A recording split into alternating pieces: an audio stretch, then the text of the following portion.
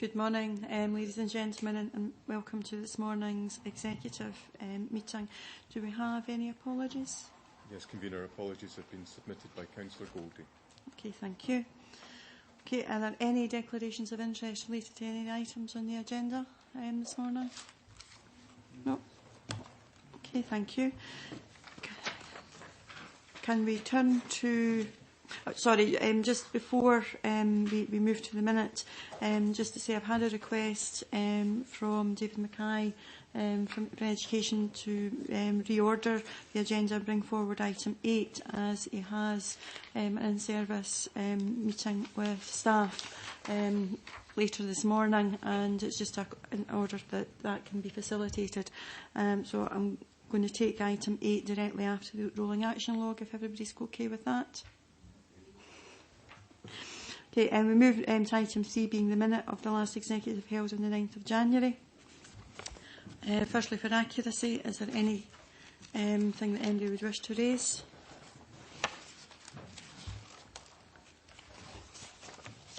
No? Okay, thank you. The rolling action log. Anything within the rolling action log?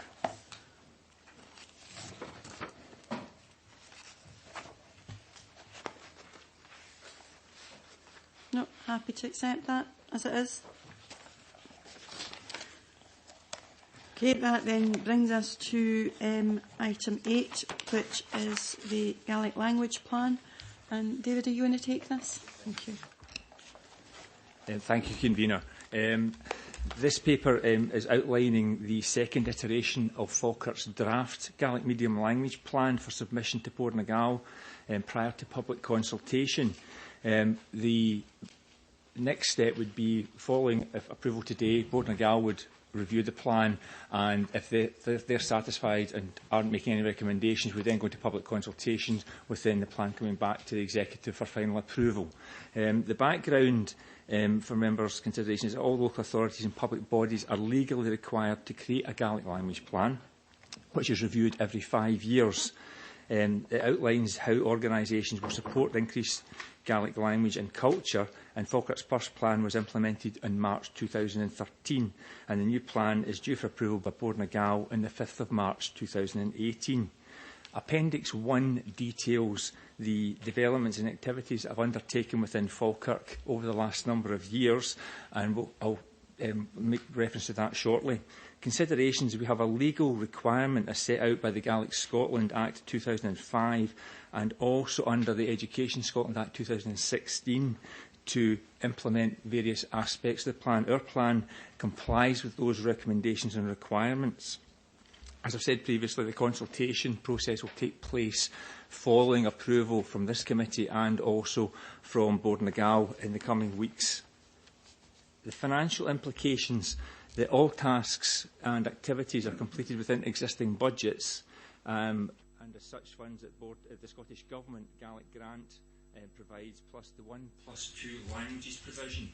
We can also make requests for additional funding from Bord na Gàl for specific projects over the years that the plan runs for. For example, the travel costs within Falkirk Council currently for Gaelic medium education are currently £38,000, and Falkirk Council receives a grant from the Scottish Government totalling £14,000 towards that. The remaining £24,000 is paid from Falkirk Council funds. Resource implications for this is primarily time from officers in terms of actually the activities that are required to implement the plan, and also in terms of the implementation group to form and meet. Members from each service will be asked to be identified to contribute to that particular working group.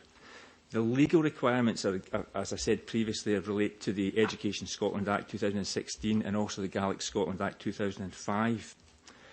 Risks in relation to the Council is the impact in time for members and also on the officers within the Council to implement the plan. No requirement for an equality impact assessment was required, neither was a sustainability assessment undertaken.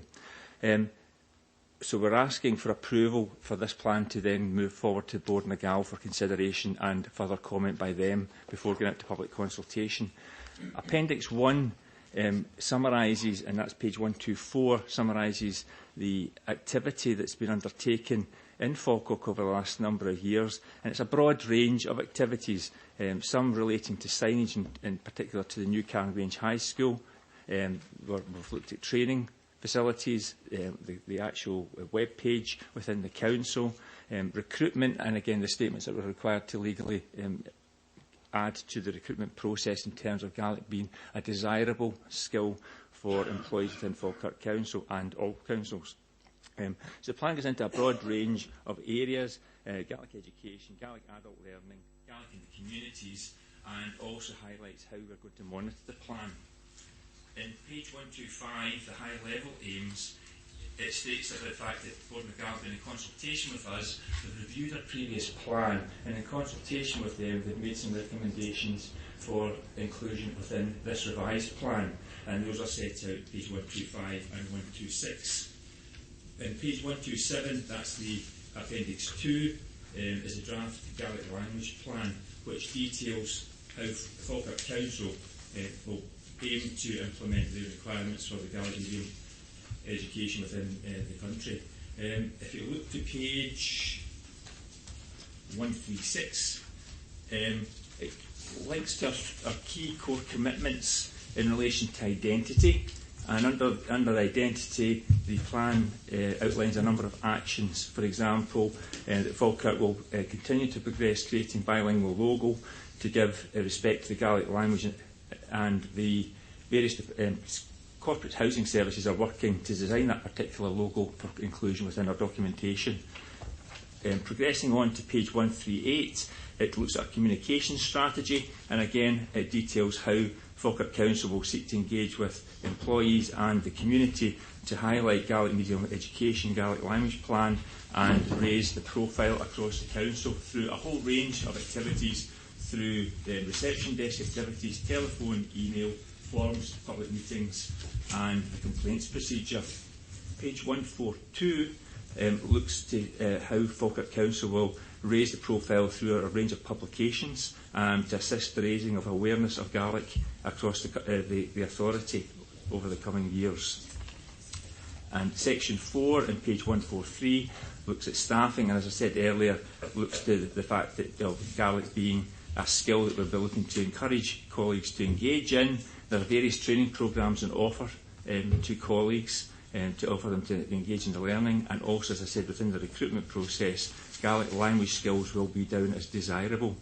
And where appropriate, when we're advertising specifically to Gaelic posts, we will use bilingual adverts for those particular opportunities.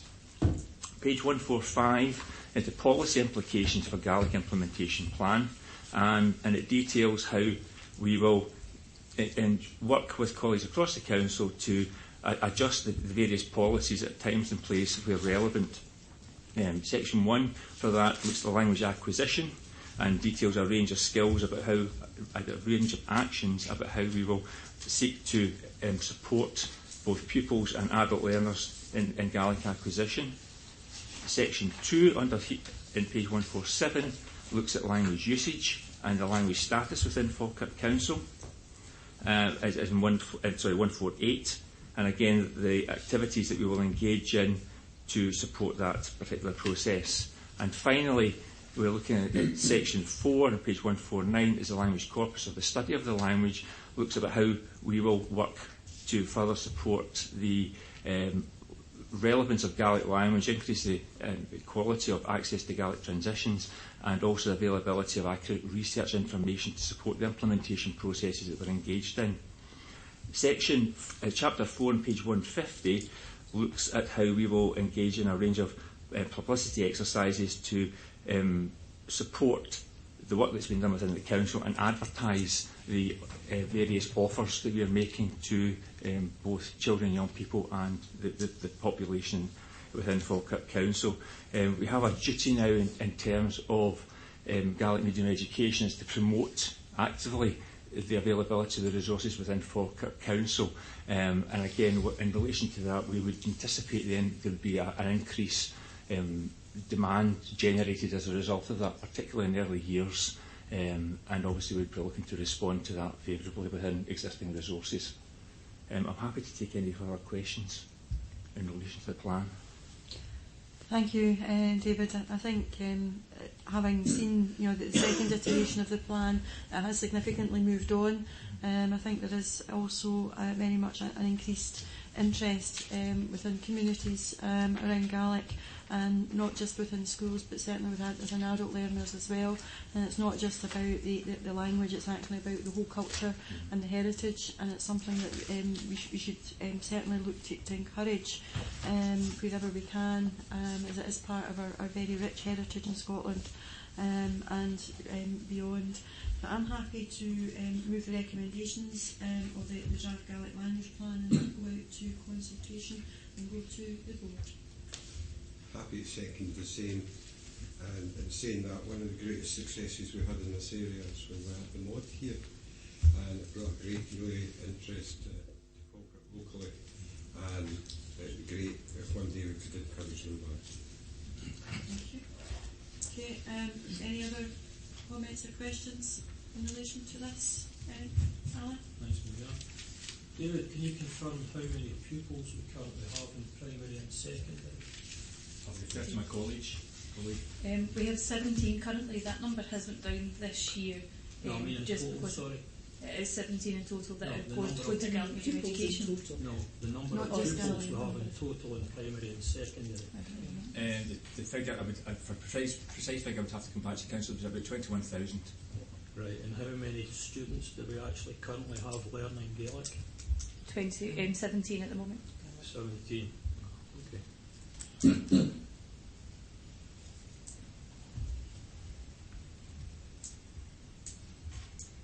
Do you have any other questions? No, sorry, that's fine. Councillor Alexander? Yeah, they don't expect someone to appreciate the language if you don't even know how to pronounce it. There's Gaelic, there's Irish. Only someone with a North Britain outlook could have that particular attitude. The whole history of the Gaelic language, I mean, it wasn't so long ago that this area spoke Gaelic, and if that is something that's not worth fighting for, not worth looking to save, then I really fear for the future. Because you're right, Convener, it is about heritage as much as about history, as much as about language. And the young people are an opportunity to get this language thriving the way, perhaps not the way it did once. It certainly won't cover the areas that it covered in the past, but enough Gaelic speakers to ensure the language not only survives, but begins to turn around and moves towards the thriving status. I cannot think of any other country in the world that would allow a native language to die in such a way as some would see this particular language going.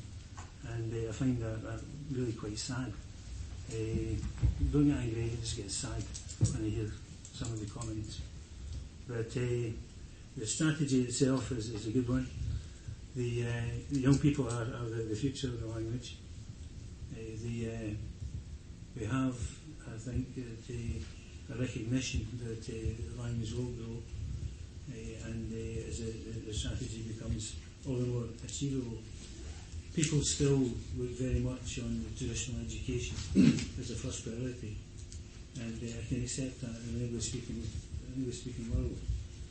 But the fact that more parents are recognising there's a role for Gaelic, and there's a thriving class on Monday night. If anyone wants to go along, if anyone has the interest, for adults, for anyone to speak Gaelic, and I would certainly recommend it to anyone. It's run by volunteers, and the volunteers obviously care passionately about the heritage, the language and heritage of the country, and more proud to hear them. Thank you for that, Councillor Alexander. Councillor Crowley? I'm specifically interested in the issues of adult learners. I mean, we know that learning new language skills reduces cognitive decline, for example, and in general is very beneficial to anybody to learn a second language. I just wondered if you could tell me a little bit more about the adult learners work. Yeah, so as Councillor Alexander was saying, and Class Gaelic is a local language group for adults, and they've actually just increased the number of classes they're offering because of demand. So the demand for adult learning is increasing, and we do provide them both with financial and additional support, and look to see where everybody else can help. So that's our one route at the moment for adults, and we would monitor that to see if there's further demand and if there's further support required. We also work alongside Fay Short, which is the local branch for Fashion and Gale, and as well as the young people's programmes. They also run an adult Fash, which didn't happen last year, but they're looking to run it again in October this year, and that's very much about taking forward the language and the culture as well. But we do anticipate numbers for both adults and children to increase. Okay, thank you. I think it's very important that our young people get the opportunity to learn about our local history, our local heritage, and often when you start to delve into language, you also delve into people's way of lives and the values that were very predominant when Gaelic was a very much used language locally. And I think there's a lot that we could all learn from that. Particularly around some of the values and family values and the way of life.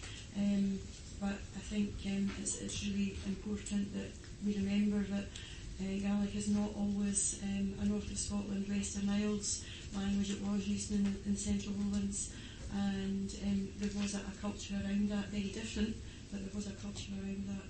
So I'm more than happy that we approve this to go forward, and look forward to seeing that develop further. And thank you for bringing this forward. Thank you very much, Steve. Thank you. Okay, we move back to our agenda, and it's item 5, for corporate 2017. Thank you, Convener.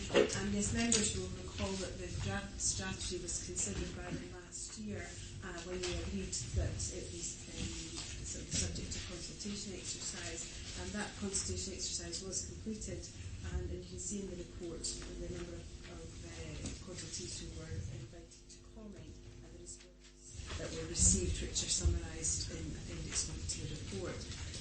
As we say in paragraph 5.1, around 90% of the respondents agreed or strongly agreed with the strategy's vision and priority actions which were contained in it, which is very encouraging. However, there were some comments that we considered incorporating into the report, and you can see that these have been included in Appendix 2, which were shown to track changes to that piece of reference. But paragraph 5.3, I think that these were the main issues that came forward. I think they're definitely worth reflecting in the report, particularly the emergence of the Great Places Partnership success for funding from the Heritage Lottery Fund, which came along after the initial report was drafted. The recommendations contained in paragraph 2.1, and it's asking the executive to approve this finalised strategy. Richards. He's changed his name, Richards, with me this morning, and he and I will endeavour to answer any questions that you might have. Thank you for that, Rona. I'm pleased to see this come forward, and the fact that as part of the consultation process, the changes have been viewed very positively, and I look forward to seeing the projects that emanate from this new historic strategy. So I'm happy to move the recommendations as in section 2.1. Councillor Spears? As portfolio holder, I'm obviously very pleased to second this. And in saying that, we need to realise how closely our heritage is linked to our economic development. It's one of the largest employers locally, and we now have a chance to move forward and look more closely at our own local history Other areas have done it very, very successfully. For instance, Stirling and Linlithgow, and here in Falkirk we have some major sites that to move forward to our next development after the Kelpies and the Wheel and the Anthony Wall, start moving into new places and new kinds of interest where people can come. The vision for the historic environment of Falkirk is it's intrinsically linked to making this a better place. A holistic and collaborative approach to placemaking where historic, cultural, natural heritage assets are integrated is likely to achieve multiple benefits. I would advise you to read the section 8.1 on page 22. That is our vision for moving this area forward in a holistic view right throughout the district where we can all enjoy the benefits of attracting many, many tourists to this area. The economy is not great, as I've said 100 times, but there is opportunities in that.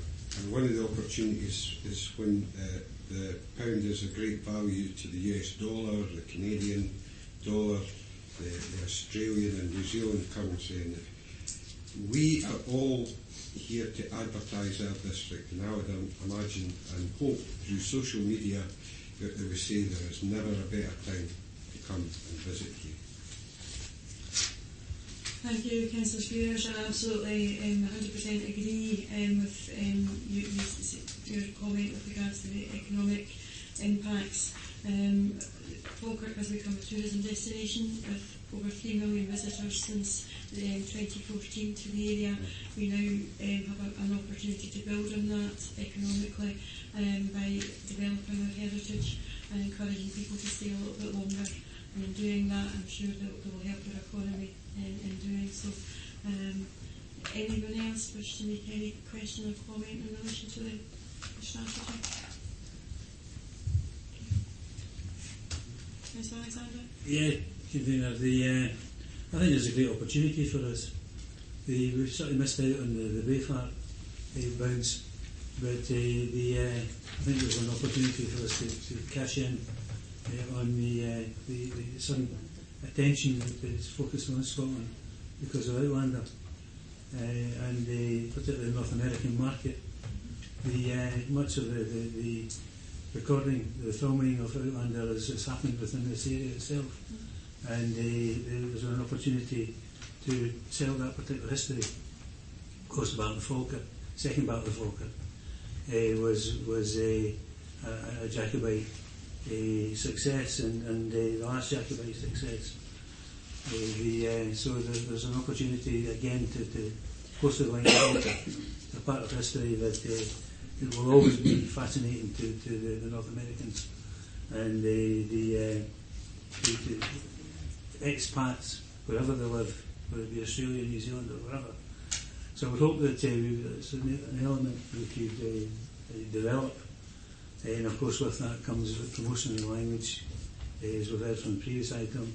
And all in all I can say is Alba.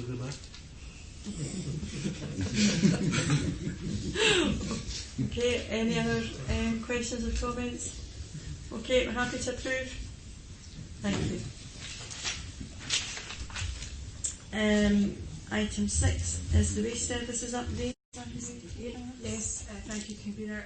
Yes, this report follows on from the report that I brought to members at the November executive, particularly focusing on issues around the processing and disposal of the council's dry communal recycling material. As at that time, we described the emerging issues in relation to the blue bin and described a series of next steps which would allow this authority to be in compliance with the Scottish Government's Household Recycling Charter, to which obviously we are a signatory. I think we were the first signatories. At that time, members wanted further investigation of options, particularly in relation to what other councils were doing, and this has been provided in detail at Appendix 1 to the report. Particular points are around paragraph 3.6. This is around the highest performing councils in relation to diversion from landfill, and of those, they are significantly, a number of them are providing charter compliant services. I reported back to members at that time that Zero Waste Scotland had approved our application for funding to provide a charter compliant service, and that funding was for £1.6 million. At that time I advised members that offer was time limited because it required to be committed during this current financial year, and obviously that situation remains the same. Section 4 would provide some detail around the material tonnages collected from the curbside and also the disposal from our household waste recycling centres in tabular form. You can see that in certain circumstances the council strategy is succeeding. There is an increase in the food recycling service that we provide. And section 4.3, there are the commensurate costs associated with these disposal of these categories of waste. As we can see, the cost of blue bin processing has increased year on year. The tonnages within the green bin have reduced, which is a testament to better recycling by our residents. However, the landfill tax has increased, which has meant that we're not seeing so much of the benefit of that through the costs. But as we said before, the most significant issue before us is the commingled dry recycling. Paragraph 5 gives an update on the situation there. We obviously advised members previously in June and November of last year of the difficulties that we were facing in relation to the quality of product that we were getting from the blue bin, and hoping that would improve with the coming charter compliant service, but also emerging issues in relation to imports of waste to China. And there's an update on that in paragraph 5.2.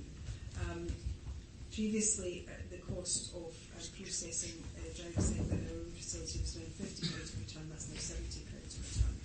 And as we see in paragraph 5.7, the market for recycling is continuing to be challenging. Unfortunately, you'll see in paragraph 5.9, there's still materials being put into the blue bin that should not be there, and that further affects, further impacts on the quality of the product, and there's no detail around about that in the appendix 2 to the report. Section 6 is an update on household waste recycling centres, increase in usage of those. We obviously have a wide variety of opportunities for recycling in the household waste recycling centres, which many of our residents are using. Section 7 covers an update on the residual green bin. The strategy for encouraging our residents to recycle is beginning to bear fruit, as I have suggested already. However, we're still finding that there are significant proportions of recyclable material in the green bins, particularly food waste, so we need to try and encourage people to continue to use their food bin. I think the most compelling argument we have is that the food waste is collected weekly, whereas if you put it in the green bin, it's only going to get collected every 4 weeks. So that's a real incentive, hopefully, for people to use the food waste collection facilities.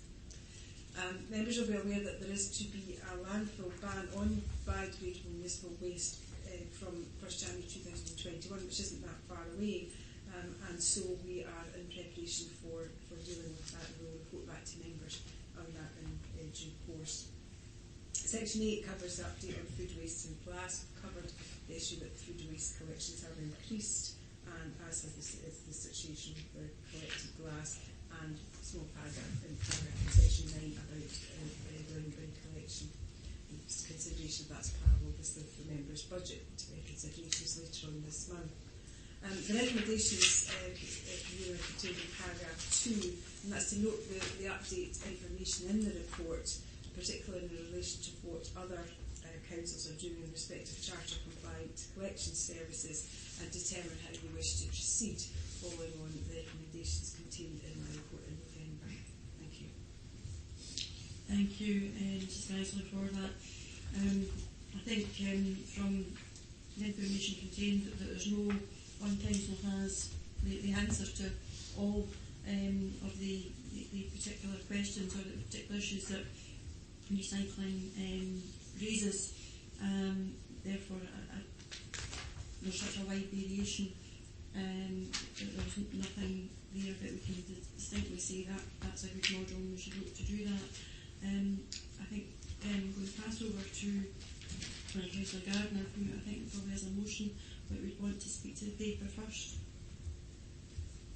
Thank you, Chair, and thanks to Mrs Geisler and her team, in particular Ross and Carroll, who question after question from me on this subject in the past wee while.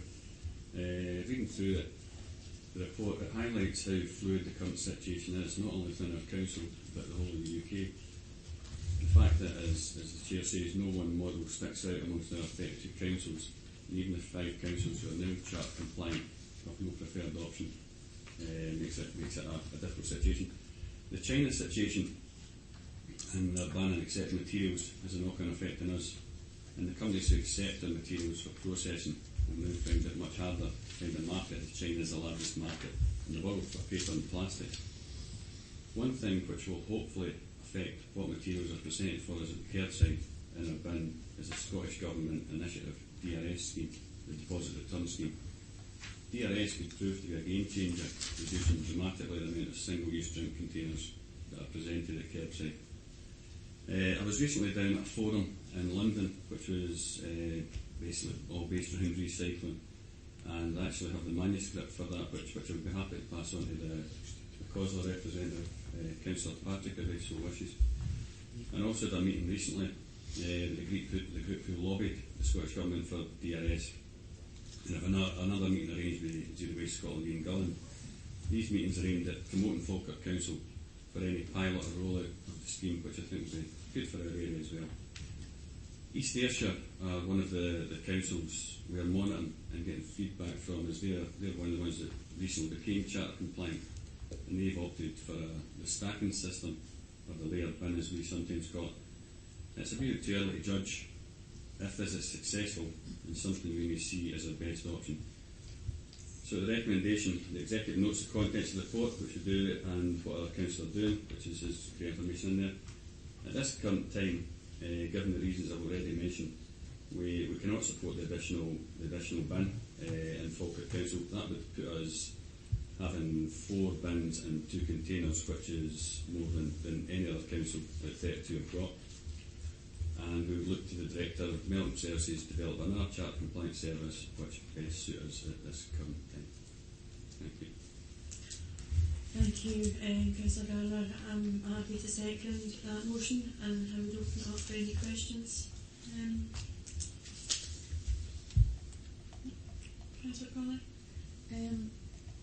I can see the garden waste brown bin sort of varies. It kind of dropped in 2016 and then increased again in 2017 in terms of cost.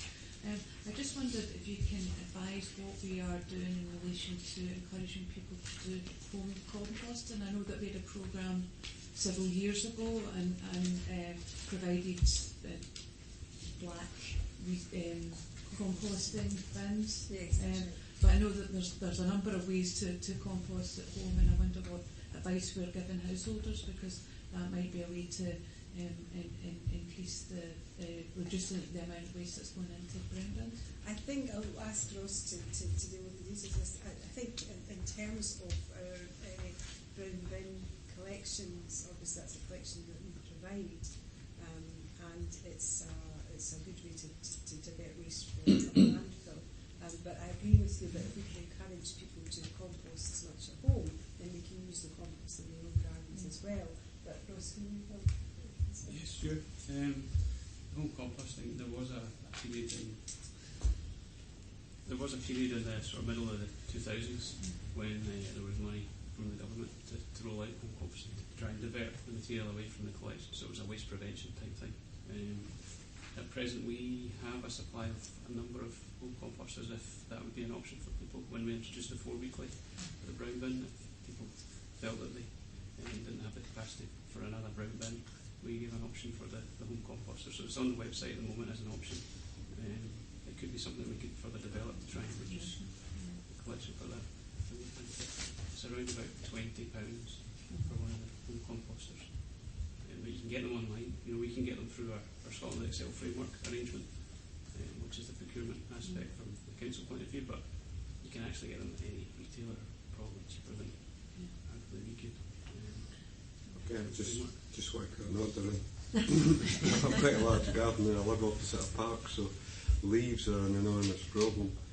And I've been trying to compost over the last couple of years, and it is a dramatic reduction in what you put in your brown bin, until you get a heavy wind and then suddenly your place is covered in leaves and you've got to get your big vacuum cleaner out and clean it. This is creating an image of you with a vacuum cleaner. I'm just giving you an insight into my exciting life. Contrary to popular belief. But what I would say is that maybe the message should go out of this that we need to all really take individual responsibility. I think the press that's been about plastic waste in the ocean has highlighted that enough's enough. We've tried to fight litter, and still we have a huge litter problem. People need to take responsibility for their own litter. I think supermarkets should take a bigger responsibility for packaging, but that's maybe a government thing. But certainly put my name down if it's 20 quid. I think one of the issues is around messaging and education. I think we have to do a bit more and that very much one-to-one engagement, encouraging people to look at recycling more, using what we already have and looking at alternatives such as composting. I think people see composting could well be considered to be hard work if they don't actually know what it actually involves. It isn't hard work once you've got it set up and running, and if you are a gardener it can be very much to your benefit. But I think there needs to be a bit more by way of information, education, advice, guidance, and that's always been something we've indicated that we want to see it in any charter compliant or roll out any other additional recycling opportunities. I think that's what's going to be key to getting people to actually do what we want them to do. Councillor McHugh?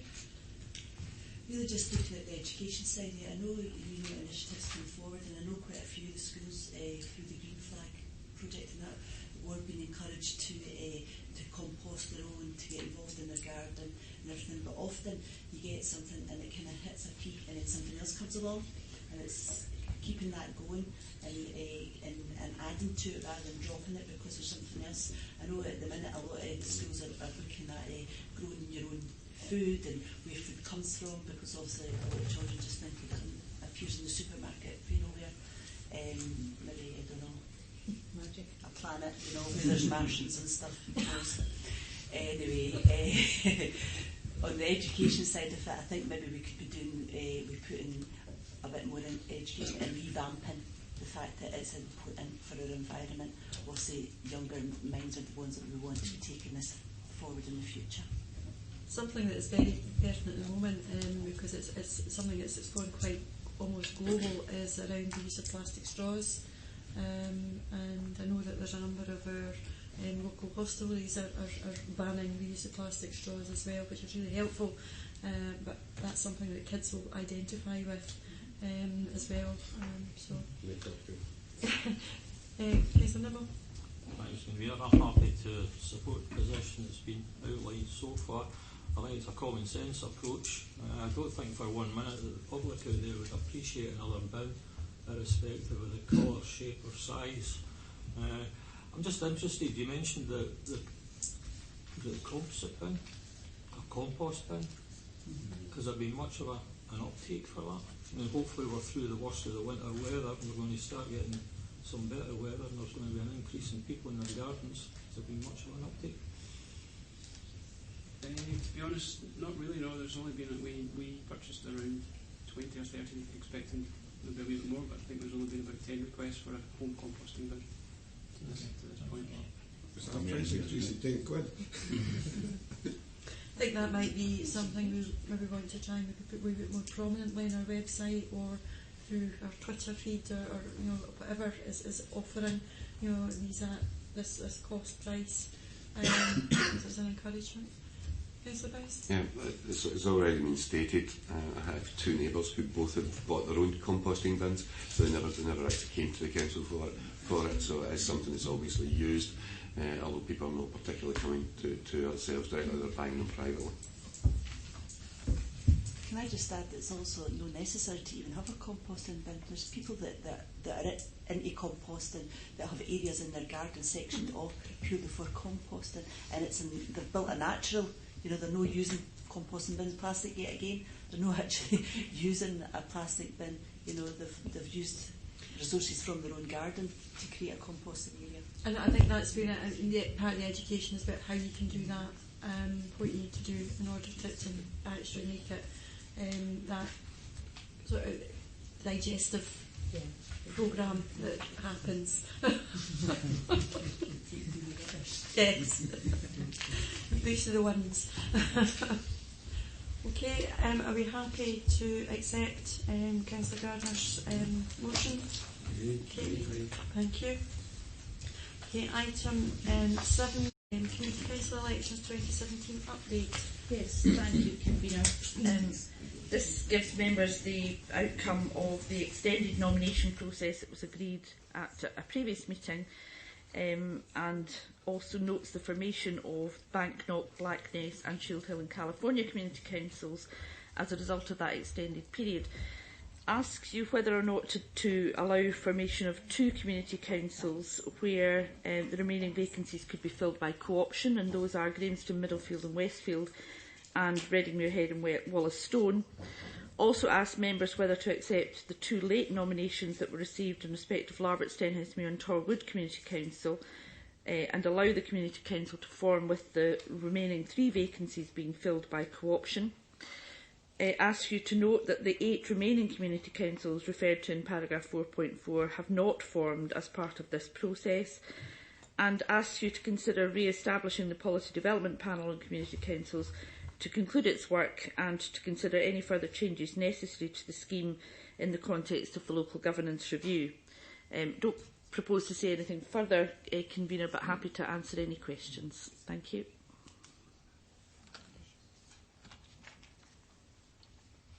Okay, thank you, Mrs McKinley, for that. I'm pleased that there has been further interest in our community councils, and we have indeed managed to form some additional community councils, or re-establish community councils where we had some before. I'm also extremely pleased in respect of Larbert and Stenhousemuir and Torwood Community Council. That was a very, very active community council previously, and they had good public engagement, and not having had enough to be able to form previously was disappointing, but I'm pleased that there has been further nominations come forward, and with the ability to co-opt, then we could look at taking that forward. I'm happy to move the recommendations as per section 2.21. However, I would propose the re-establishment of the Policy Development Panel with 5 members, 3 from the administration and 2 from the opposition. I think we would need to agree to that composite if we want to re-establish that particular Policy Development Panel today. So I'm happy to move that with the proposal for the Policy Development Panel. Councillor Bowes. Thank you, Convener.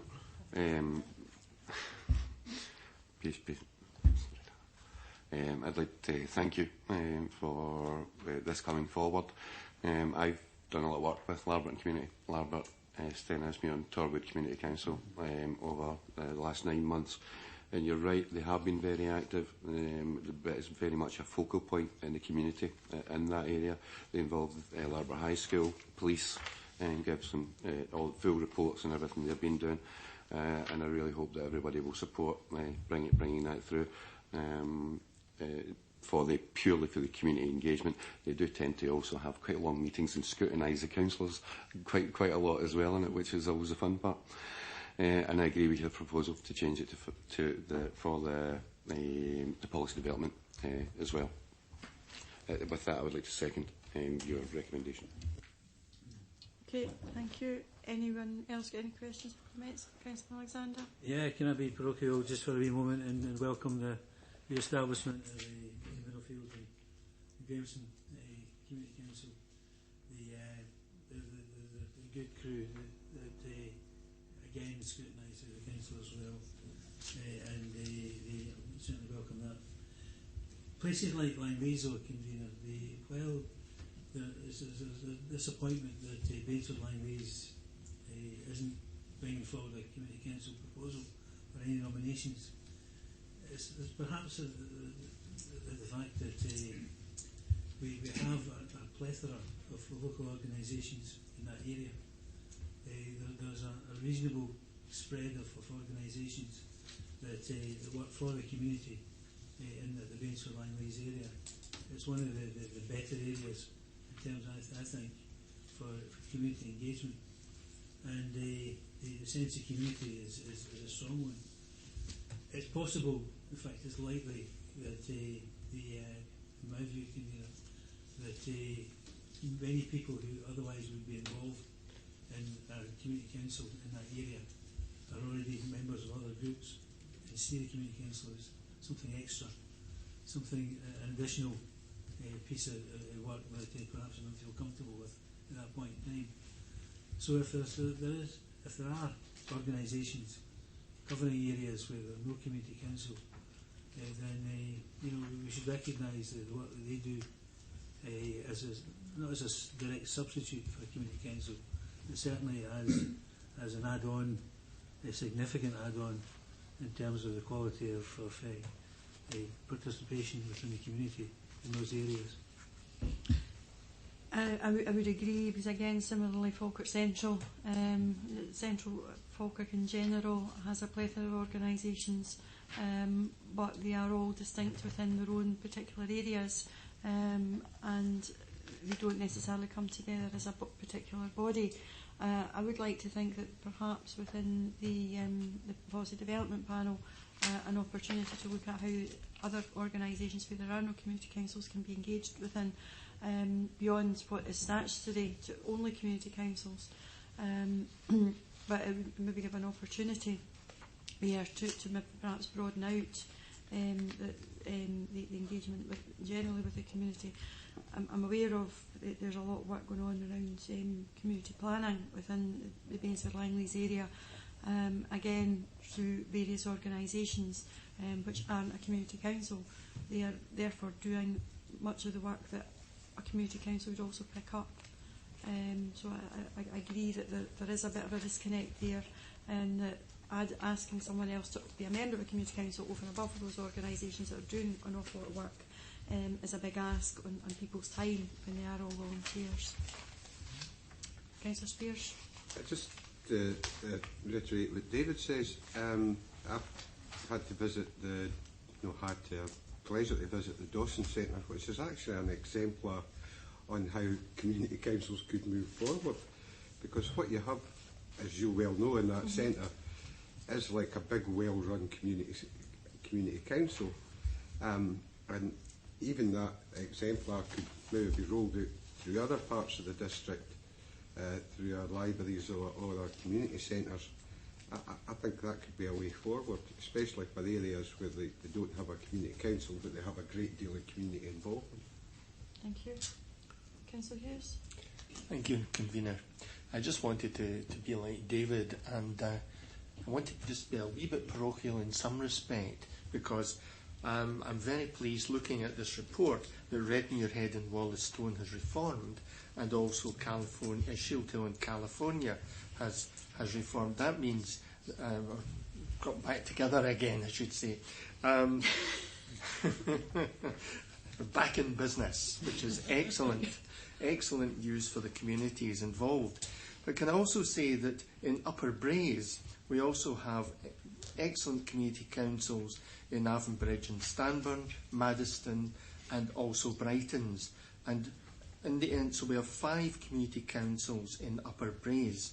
And Upper Braes, basically, I think, is a shining light in the Falkirk area.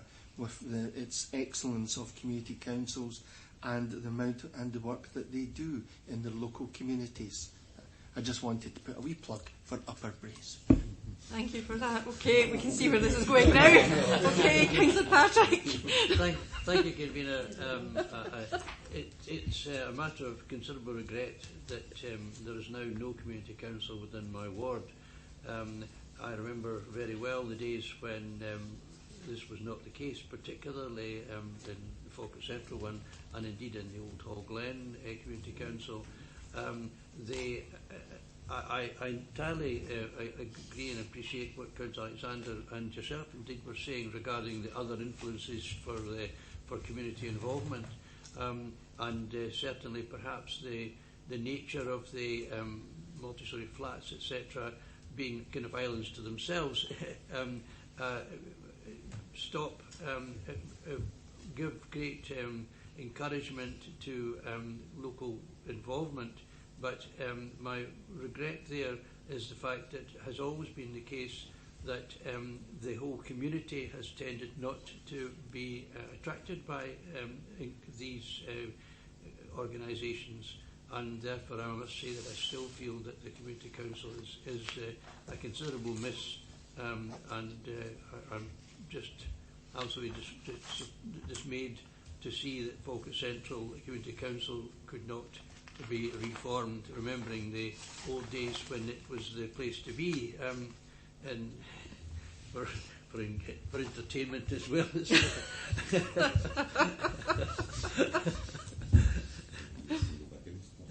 Okay, Councillor Gardner. Thank you, Chair, and I'm not going to get parochial here. I don't know why they're laughing. I'm actually going to agree with Councillor Alexander here as well, and I think the Community Councils scrutinise the councillors very well. It's a very good vehicle for that, and I find it strange, and I would like to encourage all councillors to attend the Community Councils on a regular basis, because we learn a lot from the issues, from the Community Councils, what their issues are, and they do, certainly in my area, they do scrutinise us very well. So I would ask every councillor to actually start participating in going to Community Councils if they don't, and if they've got one. Sorry, Councillor Patrick. Thank you. Okay, thank you. Are we happy to accept the report? Yeah. Okay, thank you. Item 9 is the capital programmes update. Thank you, Convener. This is the final capital programme update for the current financial year. In due course, outturn report will be produced for your review. The normal structure to the report, comprising both general services and the HRA. The first part deals with the general fund in section 4.1, and the table at 4.11 summarises the position, but that's exploded and explored a little bit further later on in the report. The subsequent sections, which I won't dwell on, take each service area and give an overview of the main projects for the particular services. So that's paragraphs 413 through to 419. We then pick up on my point about drilling down into the variance summarised in that initial table. Overall, it's showing a movement of 2.14 million, and the main elements of that are summarised in the table at 421. The subsequent paragraphs then explain in a little bit more detail what's behind these figures. So 422, for example, is picking up on the change in external funding sources, such as for Cairn Grange School grant and also the Glenbervie Slip Road.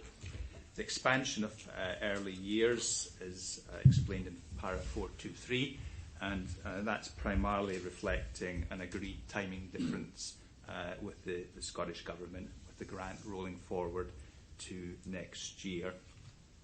The biggest element in the table is slippage at 2.347 million, and that's developed and explained in the large table at para 425. So you can see across all the service areas the particular projects giving rise to that aggregate figure of 2.347. Turning to the HRA, the Housing Capital Programme, that's set out in section 4.5. Just a marginal difference of 400,000 from what was previously reported. And similar to the format for general services, the subsequent paragraphs take each of the main spending blocks and give you an overview of the position. In terms of the resources side, that's summarised in section 4.6, noting, as we've done previously during the course of the year, that the termination of the right to buy scheme has resulted in a surge of applications which inevitably take time to deal with. So there's a tail of cash coming through there. 462 notes increase in the capital finance from current revenue, and that's mirrored by what's already been reported in the revenue report, which executives saw previously. 4.7 summarises the position with prudential indicators. These are a set of indicators that were required to produce under the Prudential Code, and they're appended. Section 4.8 just reinforces the very strong interplay and linkage between what happens in terms of the capital programme and the resultant impact on our need to borrow. And the table in that section shows a variance of 3 million, and that's attributable primarily to the increase in slippage, but also the other two elements, the underspending housing and the TIF projects that are noted in para 482. We round off the report with the two capital reserves. The first one in 491 deals with capital receipts, sale of assets, etc. And the other one is capital grants unimplied, and that's primarily section 75 contributions.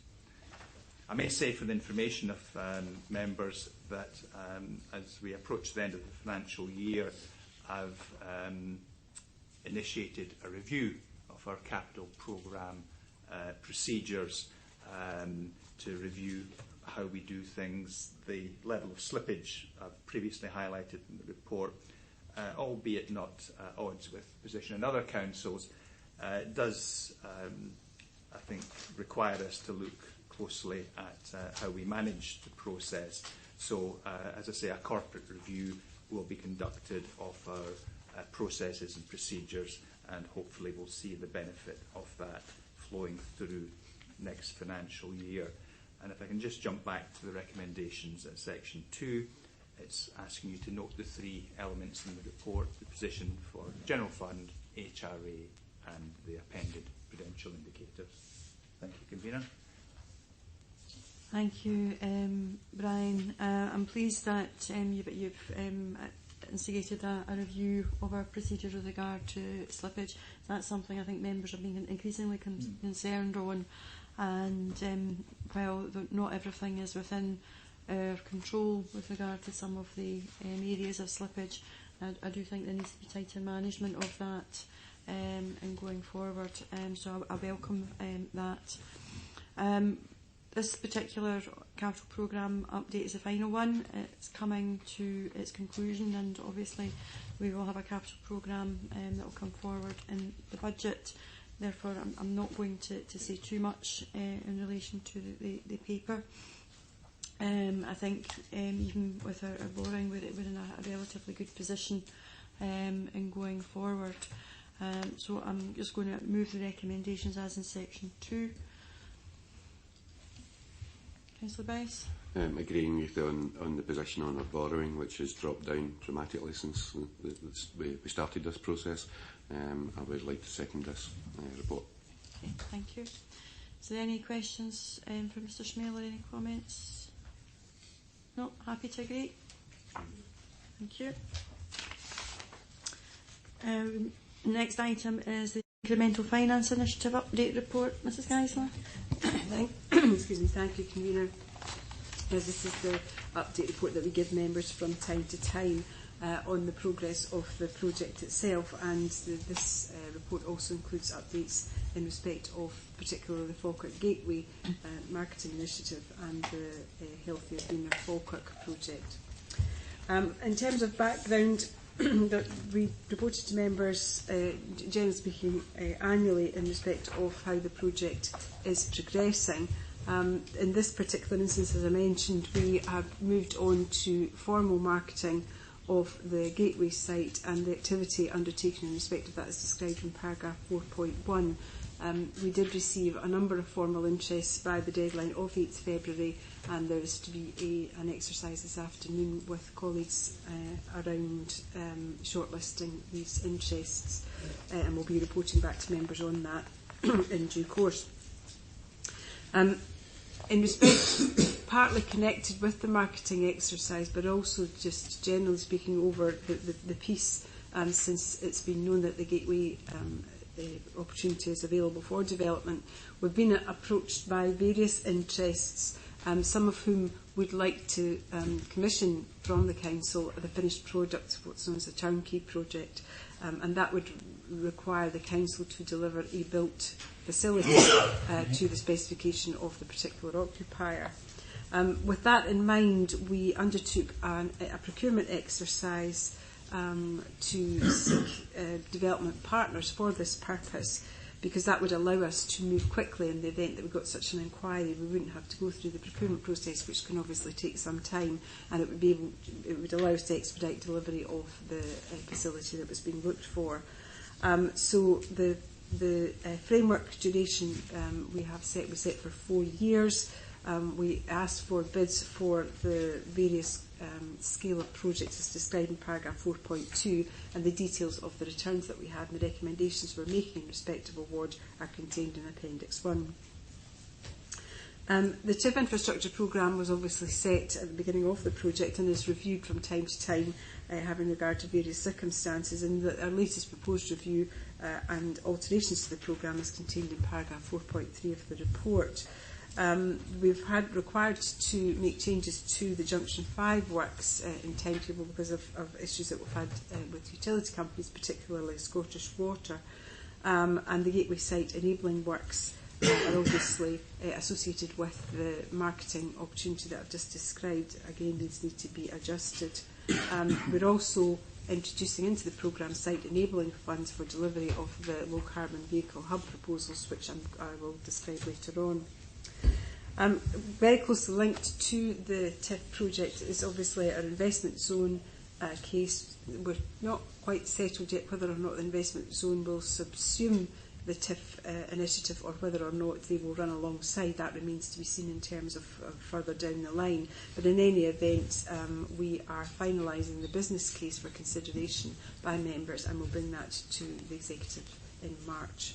The Healthier Greener Falkirk is the next project that I want to talk about. This was, as you know, we're very good at chasing other people's money, and we're very good at getting it. And this is an example of how this, along with partners, we've been successful in achieving funding as part of this Healthier Greener Falkirk initiative. The project comprises 2 parts. One is the active travel hub in Falkirk Town Centre, which was launched to great success last week, I think it was, when there was a very large number of people turned up, so much that the event had to be taken outside onto the street, which was good because the weather was fine. And that's been really very well received within the community, and it's an information centre really to allow residents to get information about low carbon means of transport, particularly encouraging people to effect a modal shift, and there's also a public bike share scheme as well. The other part of the project is the LCV hub. That's a low carbon vehicle hub, and that will be delivered at Falkirk Community Stadium. It's 20 electric charging stations for electric vehicles and electric bikes, and that will be powered by a 156B solar canopy, and so it's very low energy, very green energy initiative, very interesting. In order for this to be delivered, there requires to be an adjustment to the lease that we have, that Falkirk Community Stadium Limited has with Falkirk Football Club. The members will recall the council is the landowner of that entire site, but has leased a significant part of the site onto Falkirk Community Stadium Limited, which is a wholly owned subsidiary of the council, and they have in turn sublet parts of the stadium, particularly the car park, to Falkirk Football Club, who have exclusive use of the car park during match days. Now, in order for us to fulfil the conditions of the award, the funding award, and obviously because we want these facilities to be available to everybody 24/7, every 365 days of the year, there is a requirement for us to adjust the lease terms with, for FCSL to adjust the lease terms with Falkirk Football Club. And the proposal is described in plan form in the appendix to the report. In essence, the football club is surrendering that part of the car park over which they have a lease shown in the plan, and in exchange they will be able to lease from FCSL an additional area behind the east stand for the purposes of creating a further football pitch, and they're currently seeking funding for that. So I think this is a real opportunity for both the council, well, for all the council, FCSL and the football club to deliver things that we're all looking to see. The district valuer has valued this transaction and says that it's best value for the council, so we've got that comfort as well. Implications, convener, contained as usual in section 6, nothing of any particular note. The recommendations are to note the progress with the TIF very successfully, to note that the developer agreements that we are intending to, the framework for the developer agreements, to note to approve the revised schedule of works on the basis that I've described, and to approve the revision of the lease to affect the changes for the low carbon vehicle project. Thank you. Thank you, Mrs. Guys. There's a lot in this report. It's very, very detailed, and I thank you for the update.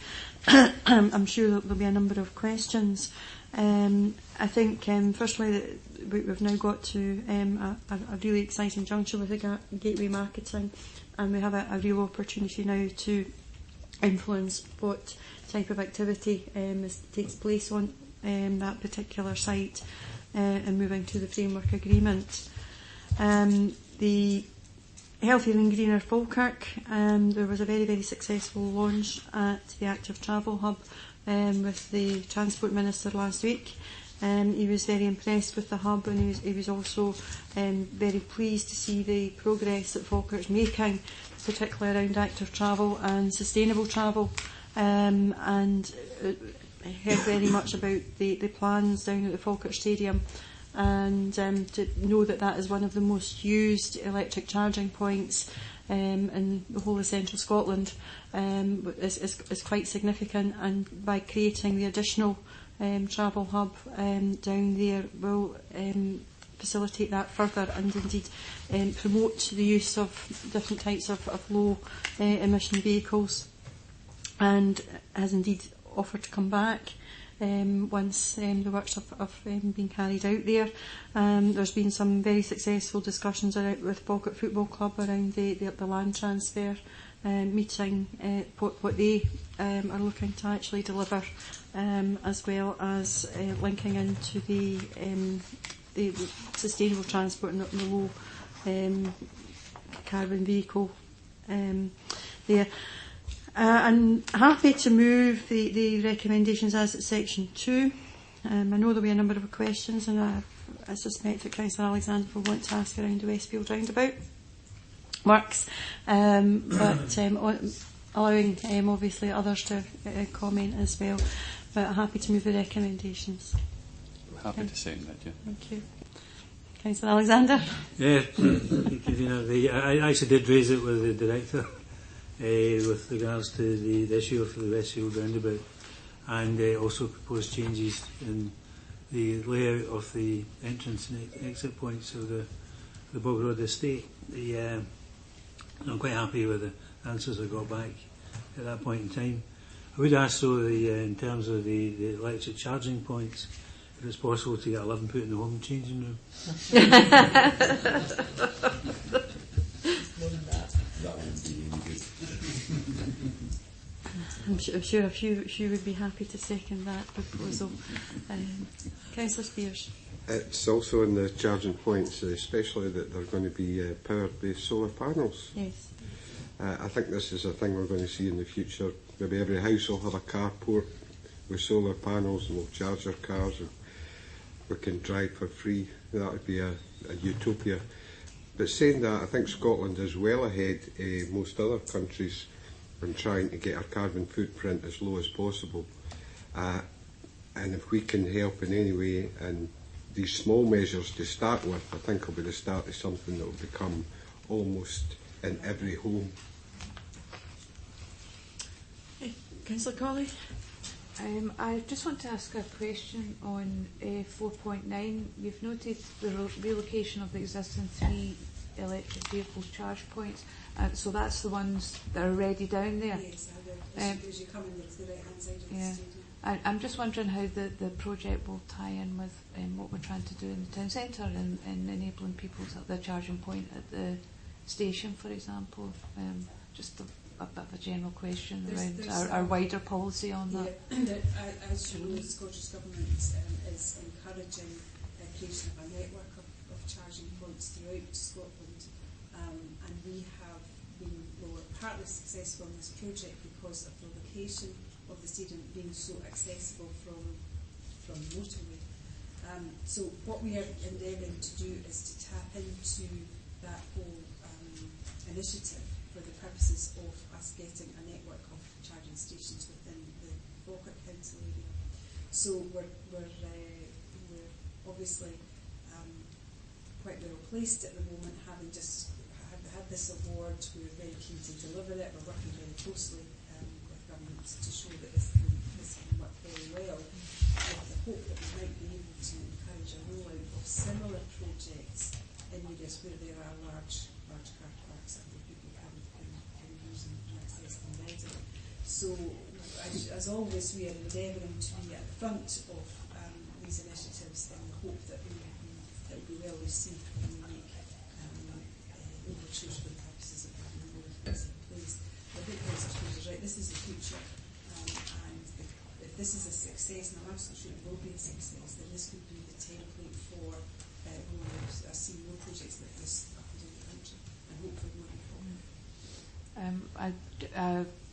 Just in that sort of general rolling out across the district, are we going to try and tie that in with, for example, our locality planning and the hubs that we're going to develop around information, advice, etc.? Absolutely. I think it's about, we obviously work very closely together with colleagues, and this is about us making the best case that we can for all these types of branches. Wherever there is funding, whatever it's for, we go looking for it. And one of the reasons I think we're so successful is because we do take a very joined-up approach to all of the work that we do in the council and together with our partners, and we are therefore able to say we are all of one mind with this, and it's a properly thought out process, and we're all saying the same thing, and therefore we will also deliver.